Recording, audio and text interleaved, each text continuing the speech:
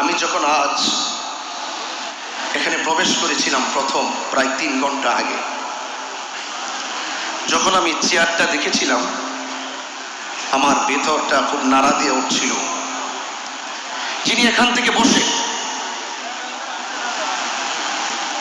আহলে বাইত রাসূল সাল্লাল্লাহু আলাইহি সাল্লামের শান মান শুনে এখান থেকে তিনি হাদিয়া দিয়ে পাঠিয়েছিলেন আমার এখানে স্টেজে আমার কাছে শাস্ত্রী ডাক্তার সৈয়দ দিদারুল হক মাইজ ভান্ডারী রহমতুল্লাহ আলাইহি। সেই মানুষটি আজকে আধ্যাত্মিক একটি বাগান, রুহানিয়তের একটি বাগান, তাসাউফের একটি বাগান, বেলায়েতের একটি বাগান, লক্ষ লক্ষ গুণগ্রাহী তাদের হৃদয়ে আহলে বাইত রাসূল সাল্লাল্লাহু আলাইহি সাল্লামের মহব্বত সবার অন্তঃকরণে ঢেলে দিয়ে আজ তিনি আমাদেরকে ছেড়ে চলে গিয়েছেন।